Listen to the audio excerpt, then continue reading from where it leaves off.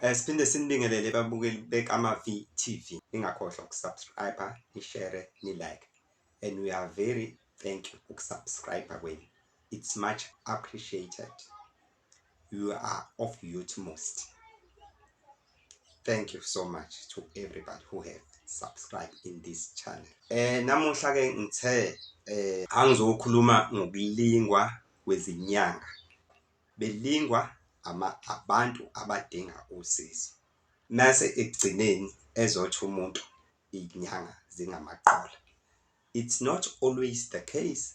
I ukuthi ngiyaphikisana naleyo nto.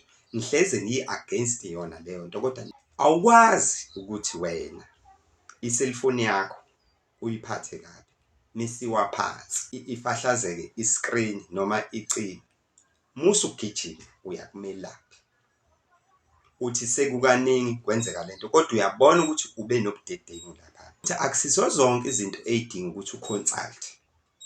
Musa futhi uconsult ngoba sekunenkinga.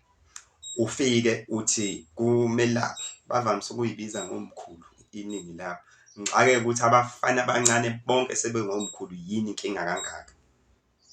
Kanti bonke bangenwa amakhehla yini. Uthi akenze njani umelaphi? Lokhu kusile akaze ngene umuntu. Uthi akenze njani? Ufuna ngene ngapha. Angithi usumtshelile phela ukuthi wena uphukelwe iselfoni futhi izinto zakho awuyiboni kahle. Vele ufuna egxume ehlale ufuna egxume ehlale kulolu daba. Uma uze kumelapha awuchazi into eziningi futhi musu kuba umngane na. Musana ukuba abangani. Isiguli nodokotela angaba abangani. Kusasa uhamba umemeza ku social media kubantu uthi siyaqolana inyanga kodwa uwo kade umlingi. Iyekeni leyo nto. Thenga iselfoni entsha uthule phansi. Bayathanda kabe lapha amantombazane angithi bambe baphethe namadoda phela amadoda athanda ucansi isikhathi esiningi. Manje uma umhlomekela umvulela imilenze nje wena umkhipha egemini yokuthi uyahlola ini uzokuhlaba hayi indaba yokudlala. Angikhulumi indaba yokudlala. Uzogibela phe kwakho umuntu uzogibela phe kwakho musu uthi ngelinye ilanga mangikhona la engasihambisani khona musu uthi hayi ukureyphile ini kanti usucakisela ukuthi awusayitholi lezi zinto awucansi uzoyithola.